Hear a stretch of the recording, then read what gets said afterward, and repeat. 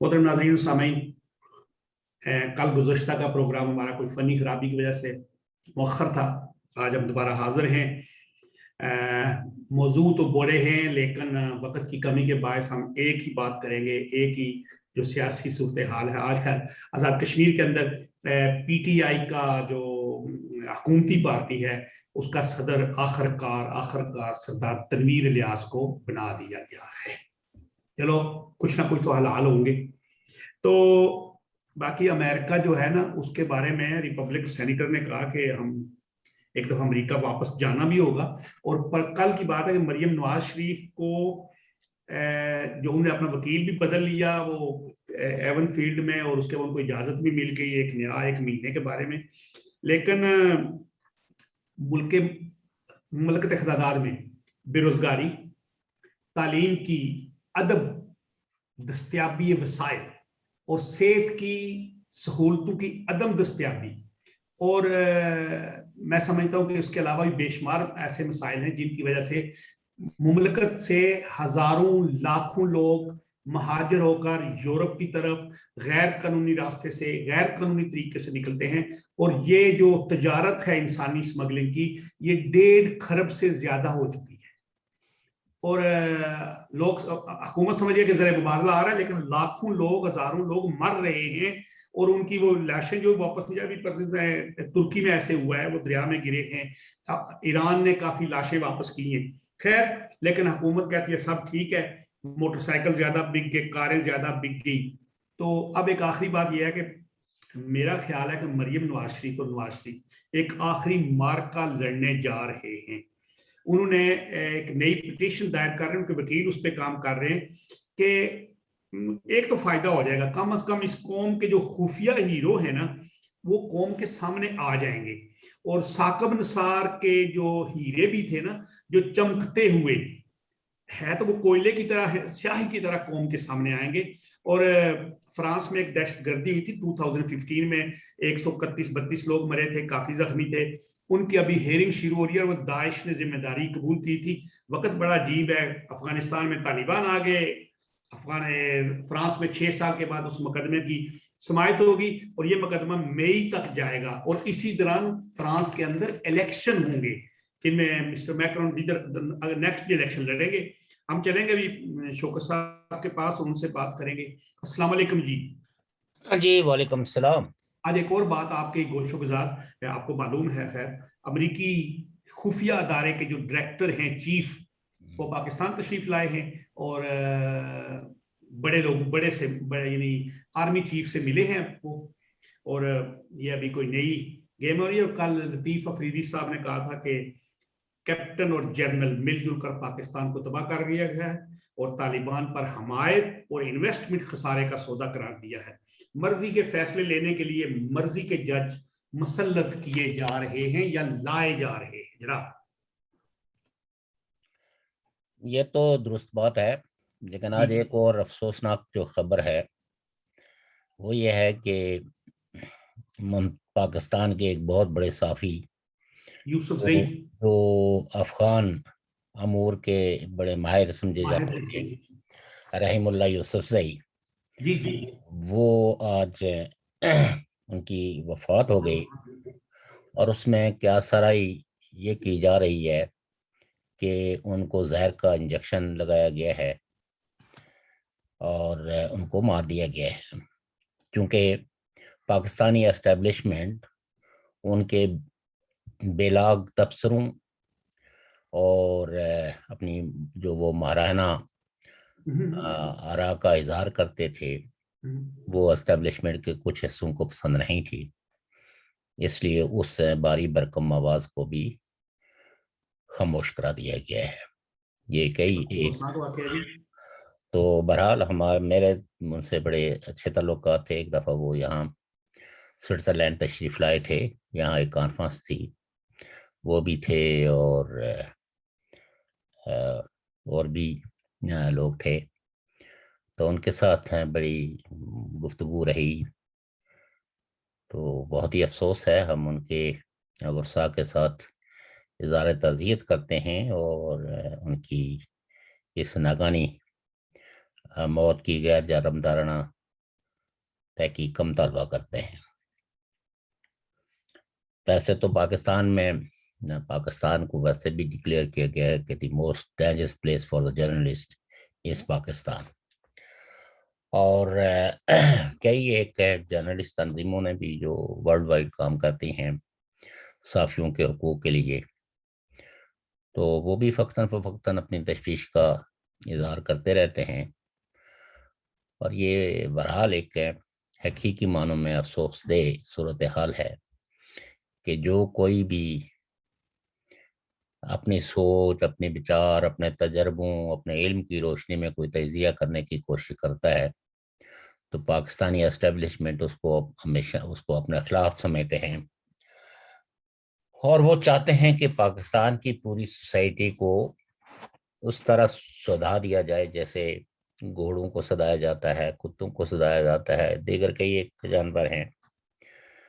تو وہ سمجھتے ہیں کہ پاکستان جو ہے وہ ساری آبادی جو ہے وہ مداریوں کے کھیل کا ایک تماشا بن جائیں، اور جس طرح مداری بندر کو نچاتا ہے اس طرح پورے اس خطے کے اندر بسنے والے لوگ جو ہے وہ ان کی خواہشوں کے مطابق ناچیں۔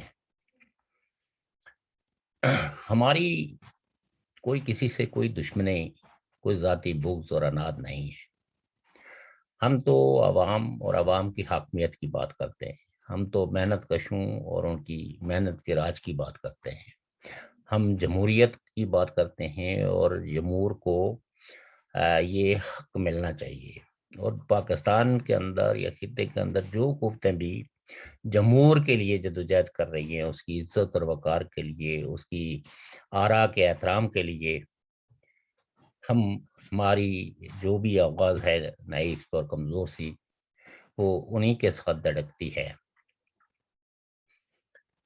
آپ نے مریم نواز صاحبہ کا ذکر کیا، یقیناً تاریخ میں جو ہے نشیب و فراز آتے رہتے ہیں، کبھی یہی لوگ عروج پہ ہوتے ہیں، کبھی یہی لوگ جو ہے وہ مطلوب ٹھہرتے ہیں۔ سچی بات یہ ہے کہ وہ لوگ تاریخ کے ہیرو ہوتے ہیں جو اپنے ان ایام کو نہ بھولیں، اور سیاست میں ریاست کے اس کردار کو جو مخالفین کو کچلنے کی ہے، جو جمہور کی آواز کو دبانے کی ہے، جو جمہور کی عزت اور وقار کے خلاف ہے، جب انہیں عروج ملے تو وہ ان آدرشوں کو نہ بھولیں، بلکہ ان آدرشوں کے ساتھ اس وقت بھی کھڑے ہوں جب طاقت جو ہے وہ مرتکز ہو جائے ان کے اپنے ہاتھوں میں۔ اور ہم تو یہ چاہیں گے کہ نہ صرف مریم نواز صاحبہ بلکہ پاکستان کے اور خطے کے اور پاکستان کی پیریفری میں بسنے والے سارے ہی لوگوں کو انصاف ملے اور ان کی آواز سنی جانی چاہیے۔ آپ یہ دیکھیے کہ اس سے بڑا المیہ کیا ہوگا کہ ہزاروں لوگ ریاست میں غائب کیے ہوئے ہیں، اور ان کے ورثاء جو ہے کراچی میں، کوئٹہ میں، پشاور میں، اسلام آباد میں، وہ بچارے دھرنا گرمی اور سردی میں شدید موسموں میں بھی وہ اپنے پیاروں کو پکار رہے ہیں، اور ریاست کو رو رو کے اپنی فریاد سنا رہے ہیں کہ ہمارے پیاروں کو ہمیں واپس دے دو۔ وہ بچہ جو ہاتھ میں چننا منا سا 5 سال کا، 6 سال کا، 7 سال کا بچی جو ہے وہ اپنے ہاتھ میں اپنے بابا کی فوٹو اٹھائے اس ریاست کے سامنے وہ رو رہی ہے کہ ہمارے ابو کو ہمیں واپس دے دو۔ اور یہ ریاست ہے کہ جن کے پاس ان ننھے منھے لوگوں کی آواز نہیں پہنچتی۔ وہ یہ نہیں کہتے کہ اگر انہوں نے کوئی قصور کیا تو پھر بھی انہیں رہا کر دو، وہ صرف یہ کہتے ہیں کہ اگر انہوں نے کوئی جرم کیا ہے تو ان کو انصاف کے کٹہرے میں کھڑا کرو، جو آپ کا کانسٹیٹیوشن کہتا ہے اس کانسٹیٹیوشن کے مطابق ان کو ٹرائل کرو۔ ان بچیوں کے رونے کی آوازیں، اس بچے کی میں کہتا ہوں کہ یہ حکمران اور یہ ان کے ان کے ووٹوں سے بننے والے حکمران جو ہے وہ یہ نیند کی یہ سکھ کی نیند کیسے سوتے ہیں؟ ان کو یہ بچوں کی چیختی ہوئی آوازیں، ان کے کررانے کی آوازیں کیوں نہیں سنائی دیتی؟ اور دنیا، میں کہتا ہوں کہ دنیا بھی سن کے ہمارے ان مسلمان ملکوں کے اندر جس ظلم اور جس جبر کی ایک داستان جو ہے وہ مرتب ہو رہی ہے، وہ بھی اس پہ سمجھ نہیں پا رہے ہیں کہ کس جگہ کو، کس ملک کو اولویت دی جائے اور کس کو نہ دی جائے۔ بہرحال میں یہی کہوں گا کہ یونائٹڈ نیشن کو اس پہ اپنا کردار ادا کرنا چاہیے۔ پاکستان میں حلیم صاحب کوئی بہتری آنے والی نہیں ہے، کیونکہ جو معاشرے اور جن معاشروں کے طاقتور لوگ کوئی سدھار لانے کے بارے میں اپنے رویوں میں کوئی تبدیلی نہ کریں، آج بھی آپ یہ دیکھیں کہ ذاتی پسند اور انصاف کے نام پہ ایک موکری کے لیے پسند کے ججز کو اپ لفٹ کیا جا رہا ہے۔ پوری بینچ اور کئی ایک ججز اس پہ سراپا احتجاج ہیں اور کوئی سن نہیں رہا۔ اس طرح لگ رہا ہے کہ جیسے 4-4 کا ہوا ہے وہ، اور اس کرۂ ارض پہ پاکستان نام ملک کا اس کی کوئی نام نہیں ہے، کوئی اس کی ایتھکس نہیں ہے، بلکہ ایک مافیا ان کو رول کر رہی ہے، اور وہ مافیا کسی کی کوئی بات سننے کے لیے تیار نہیں ہے۔ جو جج بھی تھوڑی بہت بھی ان کی رائے سے اختلاف کرے تو ان کو عبرت کا نشان بنانے کے لیے پوری ریاست کی طاقت حرکت میں آ جاتی ہے۔ لیکن اس میں آپ کیا سمجھتے ہیں کہ ریاست تو جبر کرتی ہے، ریاستیں تو جبر کرتی رہی ہیں، لیکن جو جمہور ہے، جو سول سوسائٹی ہے، اس کو اپنا کردار کس طرح پہ ادا کرنا چاہیے؟ دیکھیے، پاکستان کی سول سوسائٹی جو ہے، جو جینون سول سوسائٹی ہے، وہ اس جبر کے ماحول میں بھی اپنا کردار ادا کر رہی ہے۔ وہ سراپا احتجاج ہے، ایک ایک ایشو پہ وہ کھڑے ہو کے، لیکن چوں کھڑے ہو کے احتجاج کرتے ہیں، مطالبہ کرتے ہیں حکومتوں سے، لیکن جہاں جج اور دیگر طاقتور حلقے ایک پیج پہ ہوں تو ایسے معاشرے میں انصاف تو جب نہیں۔ جج کو 10-10 کروڑ کے 3 پلاٹ دے دیے جائیں، پھر ججز، میں نہیں سمجھتا تو کہ آپ ججز بھی دیکھیں نا، کرپشن اس سے بڑی کیا ہوگی؟ جنہوں نے پناما کیس میں کیس سنا، ان سب کو انعام، نااہل جنہوں نے کیا، ان کو انعام و اکرام سے نوازا گیا۔ 3 گھنٹے لے لے۔ اور وہ دیکھیے، جو ثاقب نثار، اس کو پہلے تو وہ ایک ڈیم کا گھونسلہ رچا کے تو اربوں روپیہ انہوں نے ہڑپ کر دیا، جس کا کوئی اتا پتہ نہیں چل رہا ہے کہ وہ پیسہ کہاں گیا۔ اور پھر جن ججوں نے اس میں نواز شریف مخالف ہیں اسٹیبلشمنٹ کی ہاں میں ہاں ملا کے فیصلے سنائے، ان سب کو نوازنے کے لیے کہ کوئی کسی کو یہ شکایت نہ ہو کہ اس کے ساتھ اسٹیبلشمنٹ نے کیا ہوا وعدہ پورا نہیں کیا، تو ان کو پلاٹوں سے نوازا گیا۔ چونکہ شاید اگر نقد بھی کچھ دیے ہوں گے، لیکن کچھ ایسی چیزیں ہوتی ہیں کہ ان کو یہ بھی خطرہ ہوتا ہے کہ اگر کوئی نقد زیادہ رقم ہمارے اکاؤنٹ سے نکل جائے تو کسی وقت کوئی بھی آ سکتا ہے تحقیق کے لیے، تو لہٰذا ان کو لیگلی پلاٹوں سے نوازا جاتا ہے۔ اور ایک ایک پلاٹ کی قیمت آپ نے بتائی دی ہے۔ مجھے تو کرنٹ ریل اسٹیٹ کے ریٹس پاکستان میں کیا چل رہے ہیں ان کا نہیں پتا، لیکن کوئی کسی سے پوچھے کہ ججز کو تنخواہیں دی جاتی ہیں، ججز کو پینشن دی جاتی ہے، ججز کو وہ ساری تمام سہولتیں جو ہے وہ باقی لوگوں کی نسبت، ان کے ہم پلہ جو گریڈز کے لوگ ہیں ان سے کئی گنا زیادہ ان کو مراحت دی جاتی ہیں، ایک تو اور پھر آخر وہ کون سا انہوں نے ایسا مثالی کام کیا ہے؟ ہر دور کے مارشل اللہ کو انہوں نے اس کی ملمہ سازی کی ہے، اس کو خوبصورت پینٹ کی ہے، اور اس کو اختیارات جو ہے وہ ان کو منتقل کیے ہیں۔ تو ان کا کیا کارنامہ ہے؟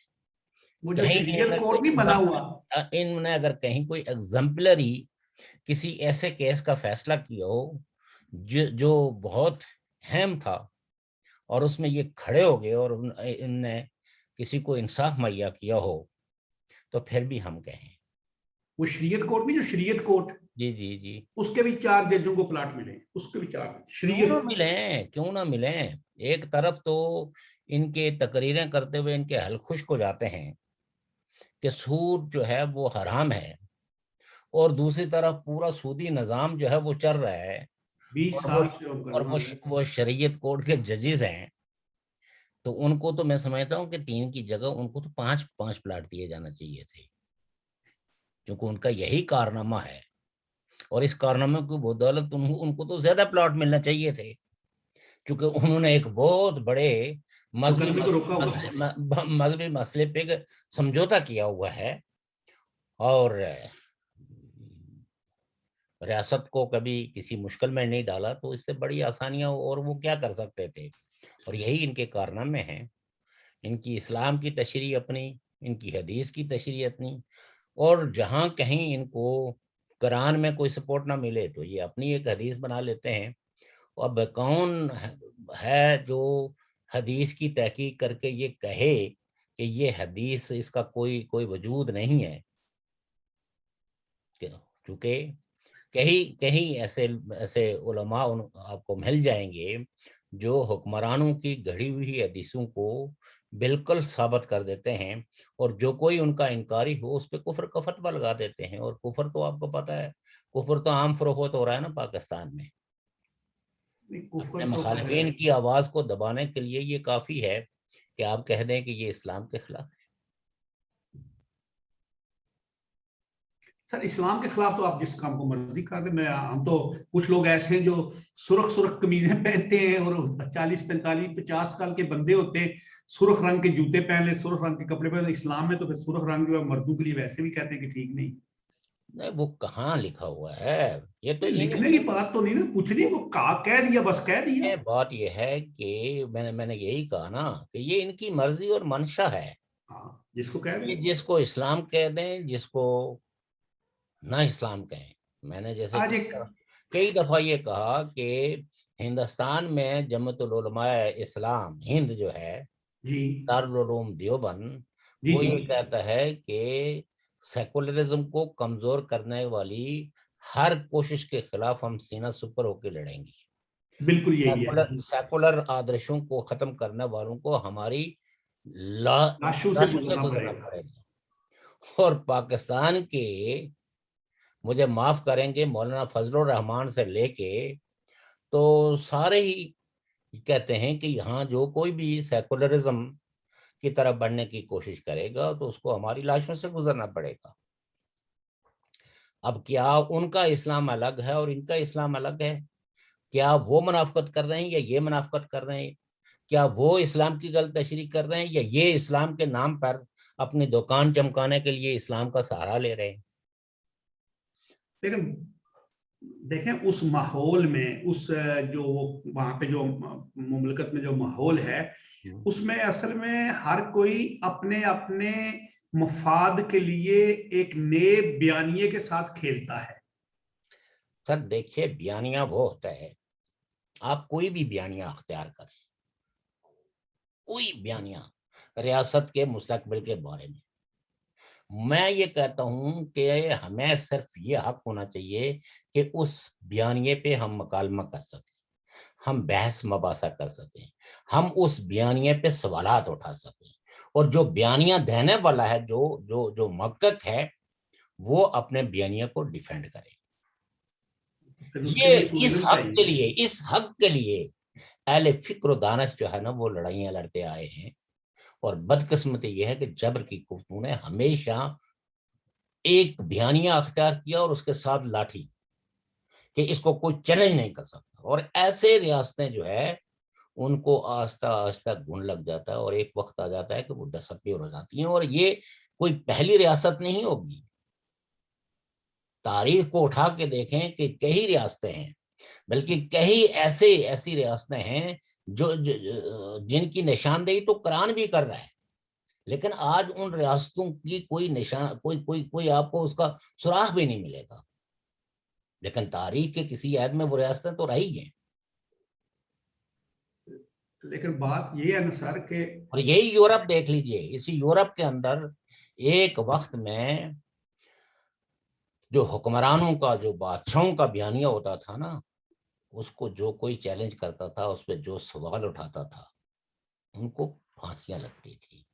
لیکن پھر یہاں کی پولیٹیکل فورسز نے، یہاں کی انقلابی قوتوں نے اپنے اس حق کے لیے آگ اور خون کے دریا عبور کیے، اور آج یورپ کے معاشرے کے اندر کھڑے ہو کے آپ ہیں بادشاہ سے بھی، وزیر اعظم سے بھی، اور کسی بھی ادارے، اور ایون پولیس کے کسی اعلیٰ افسر کے سے بھی سوال کر سکتے ہیں اس کے کردار پہ، اس کے رول پہ، اور اپنی بات جو ہے وہ اس سوسائٹی کے اندر رکھ سکتے ہیں۔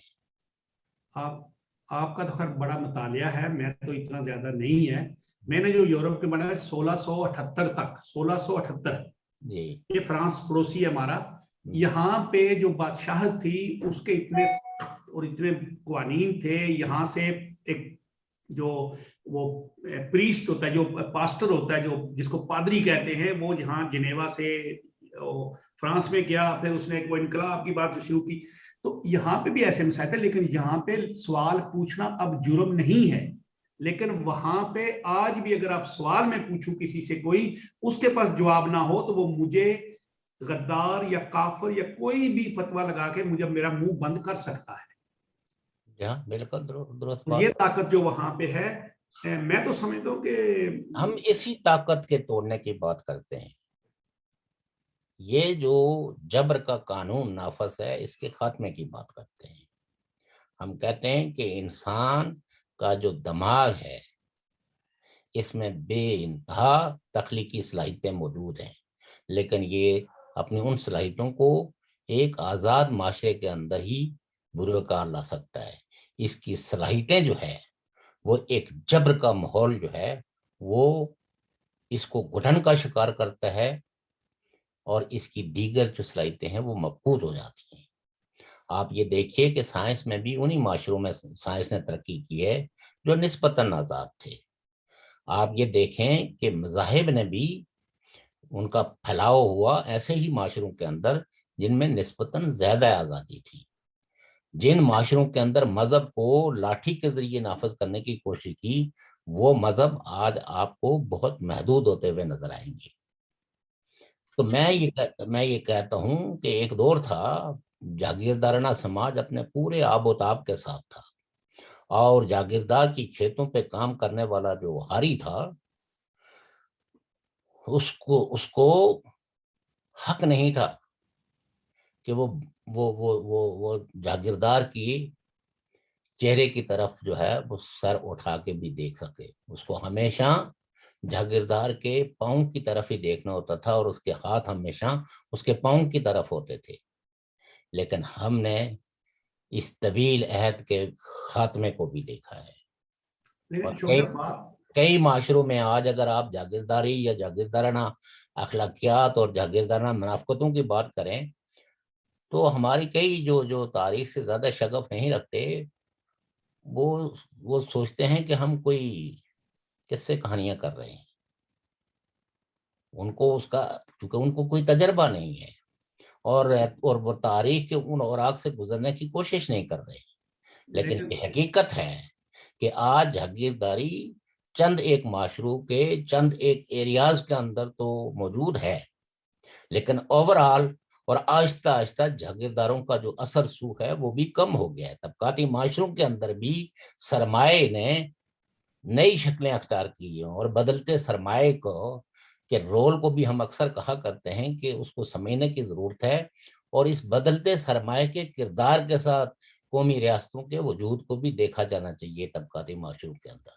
لیکن شوکت صاحب ایک بات ہے، میں آج آپ سے پھر ایک ایسی عجیب سی بات نکل آئی ابھی آپ نے، جی یہ وہاں پہ یہ ایک اور کام نہیں ہے کہ مذہبی رہنماؤں نے بھی قصے کہانیاں گڑے ہوئے ہیں، سیاسی رہنماؤں نے بھی، سماجی والوں نے بھی قصے کہانیوں میں پورا ایک نظام چلانا چاہتے ہیں۔ میں پڑھ رہا تھا مہاراجا ہری سنگھ کے بارے میں، جی ان کی جب تاج پوشی ہوئی تو 3-4 दिन उनका सारे लोग बाहर से महाराजे आए हुए थे, राजे आए हुए थे, गरीब अमीर जो भी थे उनके सारा था। वो जो भी पढ़ा, मैंने उनके बारे में जो पढ़ा है, वो जिसने किताब लिखी है वो भी मुसलमान है।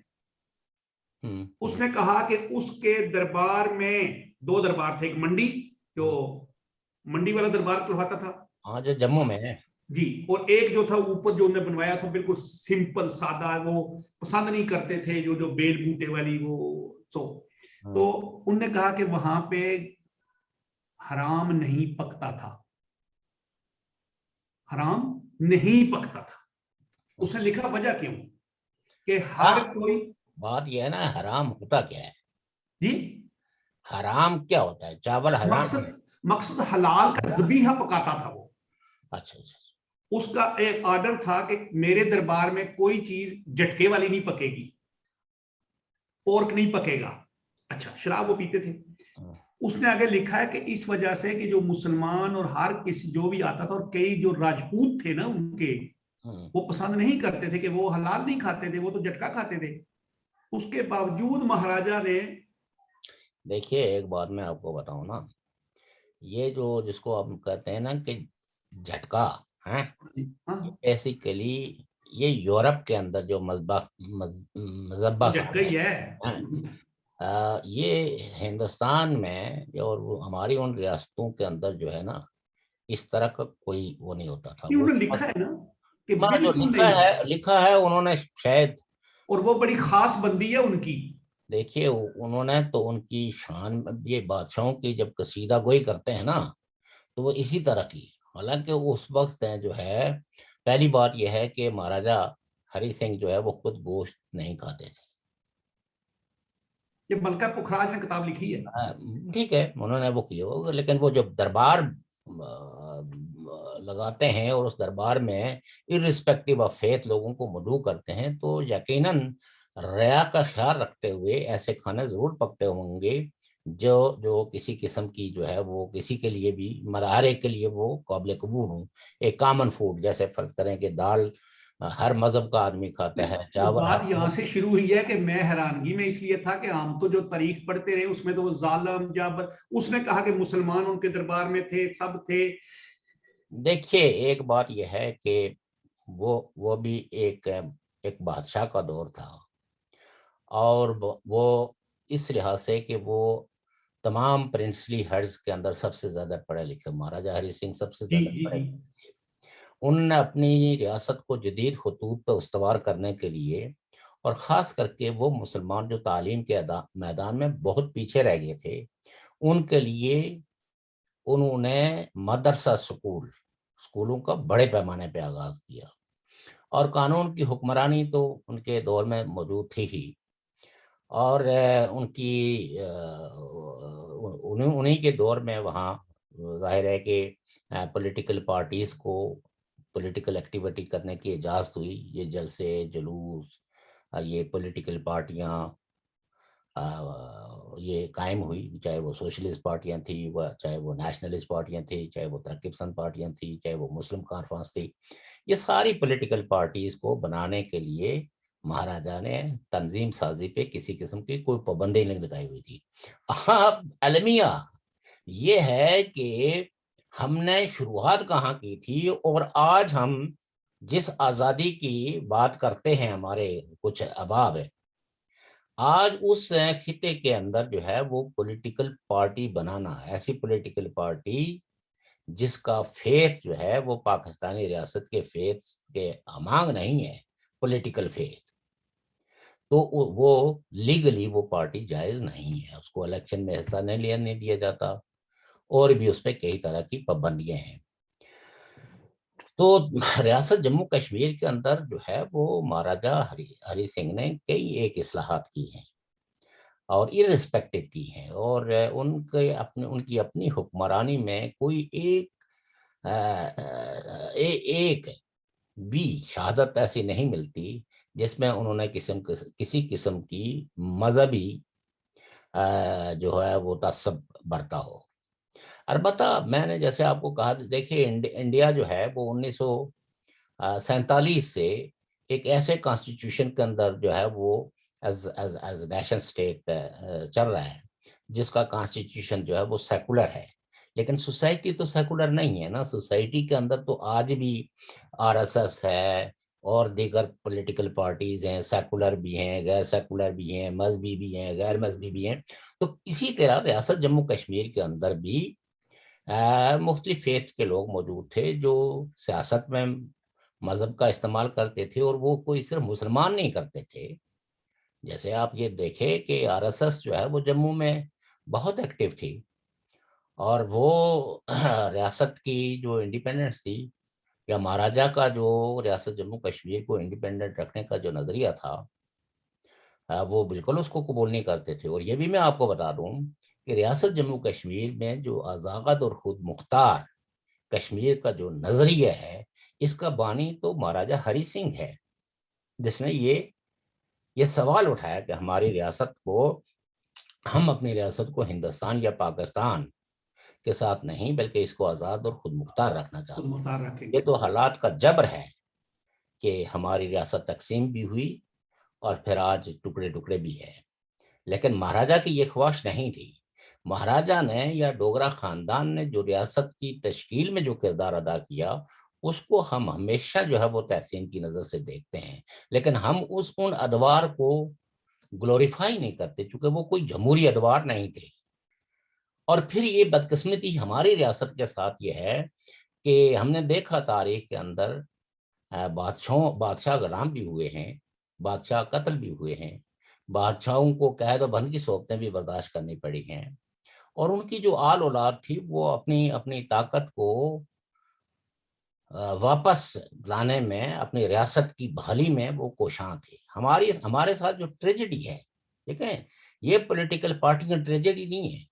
ٹریجڈی یہ ہے کہ جنہوں نے یہ ریاست بنائی تھی اور اس بنانے میں ایک رول ادا کیا تھا، مہاراجہ ہری سنگھ کے جو ورثہ ہیں اس کے بعد ہیں، انہوں نے اپنی ریاست کی بحالی یا اپنے ریاست کے دوبارہ قیام یا اس میں کوئی بہتری لانے کی کوششیں کرنے کے بجائے انہوں نے نوکریاں کر لی. لیکن وہ کیا کر سکتے تھے؟ ان اور کے پاس کون سی طاقت تھی؟ دیکھیے بات یہ ہے نا، میں نہیں یہ کہتا کہ وہ کیا کر سکتے تھے یا نہیں کر سکتے تھے، لیکن جس خاندان نے 100 سال سے زیادہ ہے ایک ریاست پہ، تو کم از کم وہ ریاست کی وحدت کے بیانیے کو تو کم از کم جو ہے وہ اس کو فروغ دے سکتے تھے. وہ مختلف طبقوں کی جڑت میں اپنا ایک قائدانہ رول ادا کر سکتے تھے. ڈاکٹر کرن سنگھ، اس میں تو کوئی شک نہیں ہے، وہ مہاراجہ کے جو ہے وہ بیٹے ہیں، بہت پڑھے لکھے انسان ہیں. لیکن اگر آپ دیکھیں تو انہوں نے اپنے ریاست کی خدمت کرنے کے بجائے انہوں نے نوکری کو زیادہ پریفر کیا. کئی لوگ ہیں جو ان کے ساتھ بہت رشتے گانٹنے کی کوشش کرتے ہیں، اور کئی لوگ جو ہے ان کو اوبلائج کرنے کے لیے نام نہاد راجپوت بھی بن گئے ہیں. لیکن ہم یہ کہتے ہیں کہ تاریخ انہی لوگوں کو یاد کرتی ہے جو تاریخ کی بقا کی جدوجہد کرتے ہیں. کمپرومائز کرنے والوں کو تو کوئی نہیں پوچھتا نا. تو جی لہذا یہ ہے کہ مہاراجہ ہری سنگھ تو ہم لوگوں سے خراج تحسین، خراج عقیدت لیتے رہیں گی اپنے اچھے کاموں کی، اپنے اچھے اقدامات کی، جو انہوں نے سوسائٹی کے اندر اپنی ریاست کے ارسپیکٹو. کہتے ہیں کہ ایک دفعہ مہاراجہ کہیں مطلب یہ کہ آ رہے تھے تو راستے میں ان کا ایک دوست جو ان کے ساتھ ہی گاڑی میں سفر کر رہا تھا، تو کچھ خواتین جو ہے وہ پانی وہ جو ان کو گھڑے کہتے ہیں، گڑھے اٹھائے ہوئے تھے. تو دوسرے آدمی نے جو ان کا بہت اچھا دوست تھا، تو اس نے اس خاتون کے بارے میں، پاؤں ننگا تھا، وہ ہوتا ہے نا پانی سے نہیں گزرتے رہے. وہ تو ایک انگریز تھا. ہاں جی، اچھا. تو انہوں نے اسی گاڑی کے اندر اس کو اتار دیا کہ تم نے ایک کشمیری باپ کے سامنے، یعنی مہاراجہ جو ہے وہ باپ ہے. خواتین کی عزت اور آبرو کے لیے اتنا غیرت مند انسان تھا کہ تم نے ایک باپ کے سامنے اس کی ان بیٹی کی بھی. بیٹیوں پر میلی آنکھ ڈالی، اور میں اس کے باوجود تمہیں اپنے ساتھ بیٹھنا دوں، وہیں گاڑی سے اتار دیا. ایک انگریز تھا، وہ اپنے پیلس میں بیٹھے ہوئے تھے وہ بھی، اور ان کا وہ دوست انگریز بھی. تو وہاں سے جو ہے وہ 2-3 خواتین اسی طرح گزر رہی تھی، تو پانی تھا آگے، تو انہوں نے شلوار اوپر کر کے تھوڑی سی، پانی تو اس انگریز نے جو ہے ان سے کہا کہ بہت ونڈرفل لیگز اس کو کہا کہ میں تمہیں 24 گھنٹے ٹائم دیتا ہوں کہ اگر میری ریاست کو سے اگر تم بخیر و عافیت نکل گئے تو میں یہ سمجھوں گا کہ میں نے تم پہ رحم کیا، کہ تم نے ایک باپ کی موجودگی میں اس کی بیٹی، یعنی اس طرح کا رول تھا مہاراجا کا۔ مہاراجا لوگوں کے بارے میں بہت، لیکن ریاست یہاں پہ پھر وہی بات ہے نا، یہاں پہ تو مصنوعی قصے گڑیاں کہانیاں گاڑ کے وہ تو بہت قصے کہانیاں ہیں، ظلم کی داستان ہے، کئی لوگوں نے سو کارڈ قسم کی، اب جیسے فرض کریں کہ ایک صاحب نے تاریخ میں لکھا ہوا ہے کہ 40,000 جو ہے وہ مسلمانوں کو پلندری میں مار دیا گیا، اور اس وقت تو 40,000 آبادی بھی نہیں ہوگی، انہوں نے نا 60,000 جو ہے وہ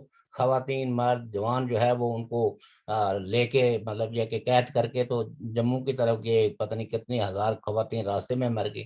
اب ایسے لوگوں کو تو آپ کچھ نہیں کہہ سکتے نا، یہ these are all table stories, اور ان ایسی سٹوریاں لکھنے کا بھی ایک خاص مقصود ہوتا ہے، کیونکہ جو لوگ ذرا سمجھ رہے ہوتے ہیں کہ ہم نے نفرت کے پیغام کو زیادہ پھیلانا ہے اور اس کا ایک امپیکٹ کریٹ کرنا ہے، کہ تاکہ لوگوں کے سامنے ریاست کا جو تصور ہے، یعنی جس کو آپ عرف عام میں نیشنلزم کہتے ہیں، وہ نیشنلزم فرقوں میں بڑھ جائے، وہ قبیلوں میں بڑھ جائے، وہ علاقوں میں بڑھ جائے، وہ ٹول ہے کسی قوم کو، نیشنلزم ایک ٹول ہے کسی قوم میں وحدت پیدا کرنے کا، لہذا اس کے بارے میں اس طرف نہ لوگ نکل کھڑے ہوں۔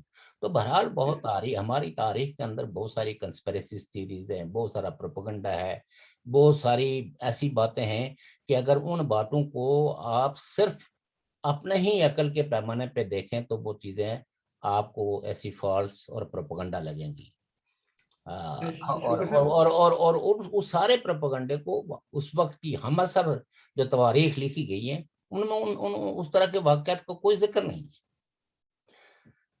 تو یہ ایک ہمارا تو المیہ یہی ہے کہ ہماری دھرتی نے ایسا لٹریچر جو ہے نا وہ پڑھا ہے، اور ان کو ان کے گھروں تک پہنچایا گیا ہے، جس لٹریچر کا حقائق سے، حقیقتوں سے، ہماری تاریخ سے کوئی غرض نہیں تھی، اس میں صرف ایک ہی چیز تھی، پروپیگنڈا، اور صحن مستقبل کے ایسے خاکے اور ایسے بیانات چھاپ دینا کہ ان بیانات کی حقیقت دیکھنے کے لیے انہوں نے کبھی آپ کو سوال کرنے کا بھی حق نہیں دیا ہے۔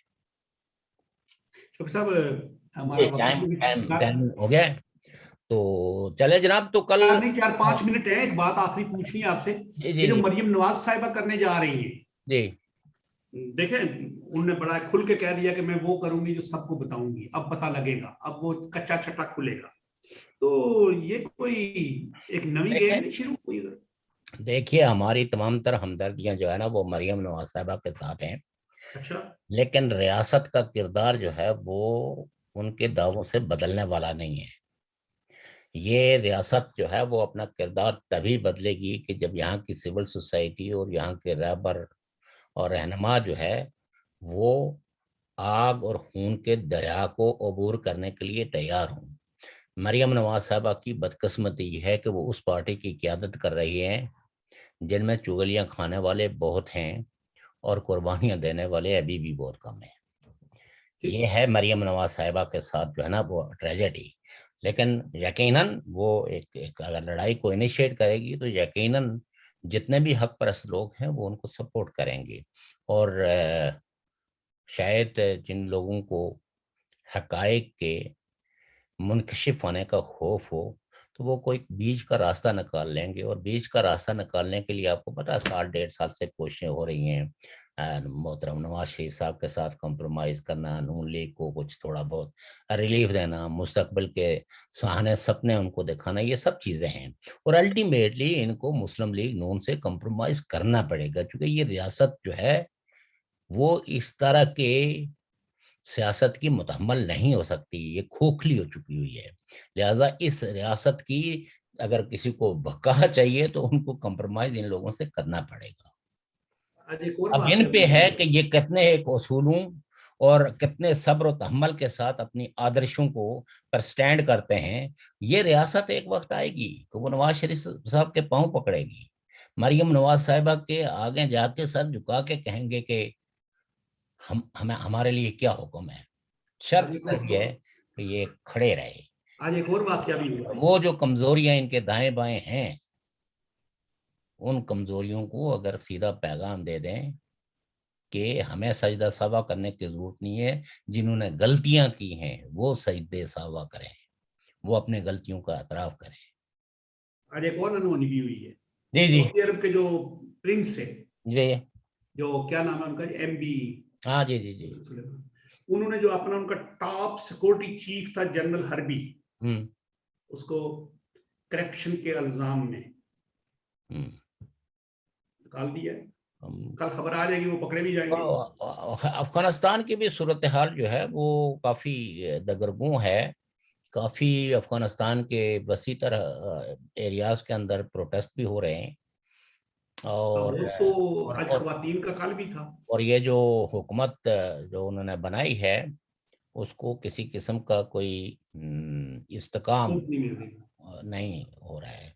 اور ورلڈ کمیونٹی کو 2-3 دن میں اور بھی بنیں گے, ابھی لوگ اور بھی ہوں گے, ابھی ان کے بہت سے نہیں, ابھی میرے خیال میں وہ شاید اپنے بہت سارے رویوں میں, جیسے انہوں نے ابھی خواتین کے لیے کہا کہ جی اسکول جا سکتی ہیں, لیکن وہ بڑے برقعے پہن کے, اسی طریقے سے کو ایجوکیشن کے لیے انہوں نے کہا کہ جن اداروں کے اندر جیسے لیول میں کو ایجوکیشن کا انہوں نے یہ کیا ہے کہ اب کلاس میں ایک طرف لڑکیاں بیٹھیں گی, ایک طرف بیچ میں پردہ لگے گا, اور بیچ میں پردہ لگے گا. اس طرح کے بہت سارے یہ سب کچھ یہ ڈھونسلے چلنے والے نہیں ہیں. انفارچونیٹلی انہوں نے 20-25 سال کی اس جنگ میں سیکھنے کے بجائے بس بندوق چلانا ہی سیکھی ہے. اگر تھوڑا سا بہت اس عرصے میں سنجیدگی سے غور بھی کر لیتے اور طرز حکمرانی کو جدید تقاضوں کو سمجھ کے طرز حکمرانی پر بھی غور و غوض فرما لیتے تو میرے خیال میں آج ان کے لیے مسائل کم ہو جاتے. پروٹیسٹ وغیرہ پر انہوں نے پابندی لگا دی ہے مکمل. ان کے پابندی لگانے سے کیا ہوتا ہے سر؟ جو قوم جو ہے وہ 20 سال نہیں بلکہ آپ کہہ سکتے ہیں کہ 40 سال جنگ و جدل کے دور سے گزر رہی ہے, تو اب ان کو طالبان کا جبر جو ہے وہ خاموش تو نہیں کر سکتا. اور یہ انسان ہے, یہ بھی انسانی تاریخ ہے کہ انسان نے اپنی آزادی پہ کمپرومائز نہیں کیا. وہ انڈر گراؤنڈ ہوئے ہیں, انہوں نے جلاوطنیاں کی ہیں, یہ تو تاریخ بتاتی ہے. پیغمبر تک نے بھی جلاوطنیاں اختیار کی ہیں, لیکن انہوں نے کمپرومائز نہیں کیا جس کا نظریہ آزادی کا. چلو اللہ کرے ہمارے ہم ایسا ہو. تو محترم ناظرین و سامعین, آپ نے شوکت صاحب کی گفتگو سنی, کافی حاصل سے تھی. اس میں یہ ہے کہ ہماری کچھ باتیں پھر مل جاتی ہیں, تو انشاءاللہ کل دوبارہ پروگرام میں حاضر ہوں گے, اور پھر آپ کو جو سیاسی صورتحال, کچھ مہاراجہ کی باتیں آ گئی, کچھ ہمیں بتانا تھا کہ کس سے کہانیاں گڑے ہوئے ہیں, ان پہ یقین نہ کریں, تو آئیں متحد ہو کر کشمیر کی وحدت کے لیے, ریاست کی وحدت کے لیے نیشنلسٹ بن جائیں. اللہ حافظ.